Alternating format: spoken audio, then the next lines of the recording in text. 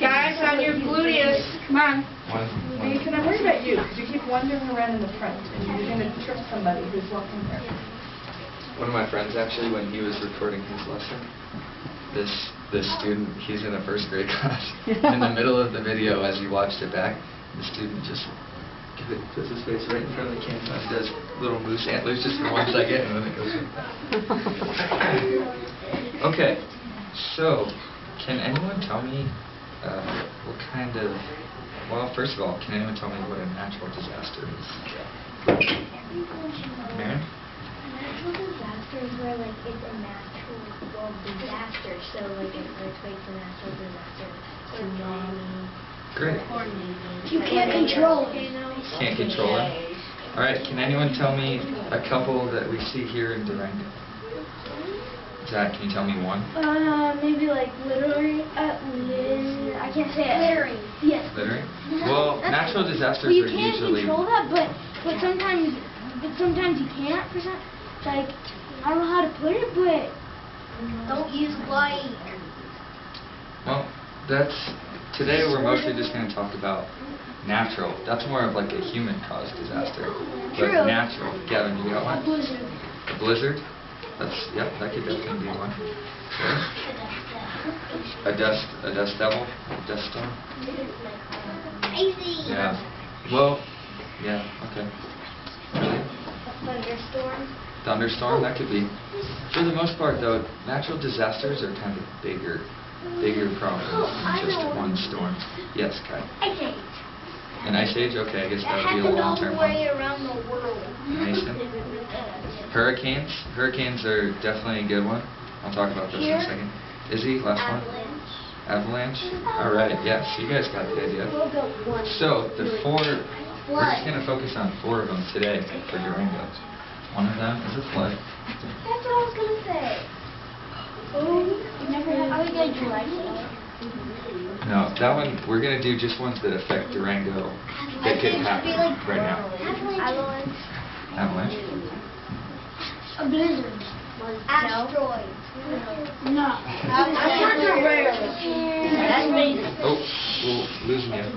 Losing you. Landslide? Oh yeah, landslide. It's exactly what it sounds like. What's a landslide? So, let's say... Here's like in English. Oh, Rock. It's basically Let's like make- an avalanche, but with rock. Yeah. So, this is the side of a mountain, and there's trees and little bushes and all that stuff. And then all of a sudden something happens, and it just all falls down.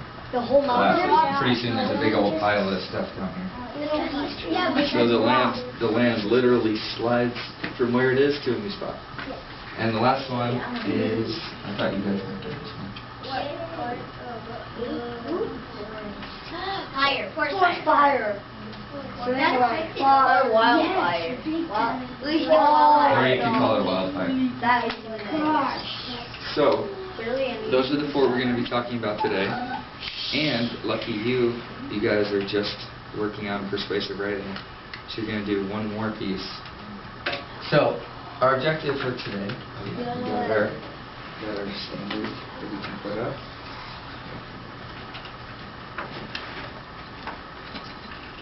So I can write an opinion piece on a topic or a text supporting my point of view with reasons. So that's what we're going to be working on today. And our objective is we're actually going to write a letter to the mayor of Durango. You guys are all going to write a letter, and you're going to tell him how you think we should try to limit the damage from these types of disasters. Okay, so I'll read you an example.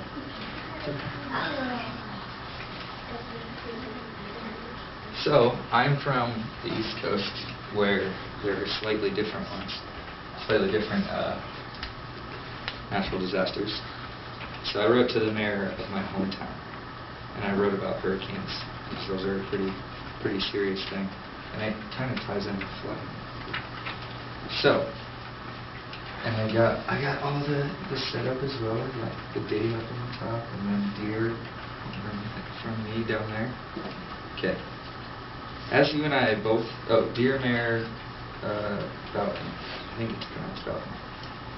As you and I both know, hurricanes are a very big problem in our area.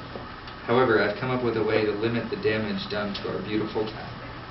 Since we cannot possibly avoid hurricanes, I believe the best way to deal with them is to educate people on how to be safe in the midst of them. Do you know what in the midst means? Like, what is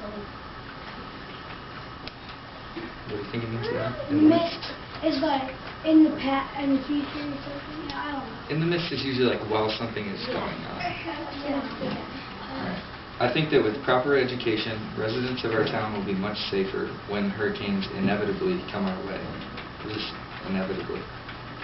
Ready? I was actually going to tell you what you could actually put in there. What's that? Instead of you have no way to protect, you could actually be more creative and think of a way that they could, like a very big wall. Yeah, Big, 3 years, maybe you can try and like find a a way. very big hole. If they lose the ground, boom. Like a play town. No, Yeah, the so hurricane loses I the just chose ground. one way to do it, and you can write yours however you want. So I just Or chose. they go down in the ditch and then it'll just hit a wall. No, the water would spill over and create a flood. That's what you guys are going to have to think about. Alright, I'm going to keep going though. It's made of water. Chris, I'm going to keep going. Yeah. I think that one important aspect of educating people is telling them what they can do to prepare for a hurricane, since we usually know it in advance if we're going to get hit. We need to tell people in our town that the best way to be safe from a hurricane is to stay inside, and an effective way to make that happen is to have them be prepared ahead of time. We should have residents stock up on food that doesn't need to be refrigerated in case the hurricane knocks out the power, as well as bottled water. If they have these items, they'll be able to stay in their houses where they're safe from the storm. Another important part of teaching people how to be safe is to tell them to stay away from the outer walls of their homes. Winds from hurricanes can often knock down branches off trees or knock down trees altogether. If a person is near a wall in their house and a tree comes down near that spot, they'll be in a very dangerous situation, which we clearly do not want. Because of this, it is important for people to know that the farther they can get from the outer walls of the home, the safer they will be. Clearly, everyone in this town wants the same thing when hurricanes come rolling around: safety. And the best way to keep our neighbors safe is to educate them on what you do both when a hurricane is on the way, as well as when it actually hits. Because of this, I hope you consider adding funding to the Hurricane Preparedness Program. Sincerely, David. So, for this, we're going to divide you up. 1, 2, 3, 4, and I'll assign you that. But so for this, I'm not going to ask you to necessarily come up with 3 reasons. I only came up with 2. But what I'm asking you is that you do your best, right? That's all that's important. So if you have 1 reason, and that is the best reason in the entire world, and that's all you'd ever need to convince someone, then so be it. You only need 1 reason. If maybe you have 2 that are pretty good, great. If you have 3, 4, or 5, and you think they all help make your point, then do that. Right? So what we're going to do first, the reason we're doing this here with the computers, is because you guys are going to research your disaster ahead of time. And you can look up different ways that people either already prepare for it that maybe Durango doesn't do, or just find out about it, and then maybe you come up with your own idea. Like, Okay. the landslides, don't put dynamite in the mountains and then blow it up. Yeah, then all is I know some mining. Alright, we're kind of falling apart here. There's a lot of conversations going on. Devontae. So, the first thing we're going to do, we're going to spend hopefully no more than 15 minutes getting some research on your topic, and then start to write. And you guys might not finish this time, but maybe next time you have writing or something like that, for your free write, you can finish this up. Right? Because we're just going to write it on paper, we're not going to type it. So are there any questions about what we're doing right now? No. Yeah, ready? Do we have to have a legal conclusion? Yes. You must have an introduction and a conclusion, but you can have as many body paragraphs as you want, as many reasons. Yes, Devontae. What? Nothing? Okay, so I'm going to walk around and I'm going to give you a number. And remember that number because that's going to correspond with which disaster you'll be working on. Okay? So Benito 1, 2, 3, 4. Mason 1, Gavin 2, 3, 4. 1, 2, 3, 4. Willow 1, 2, 3, 4. Am I 3? You're 3. Abby 1, 2, 3, 4, 1. Okay? Break. 3 to go.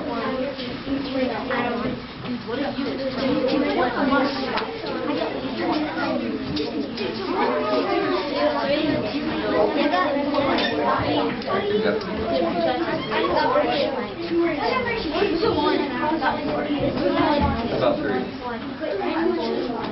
Okay. Alright, so go to it. If you know your number, you should be at a computer.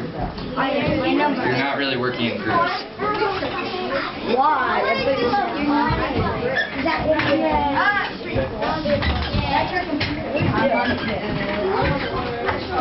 What do you want to be? I was looking for collider.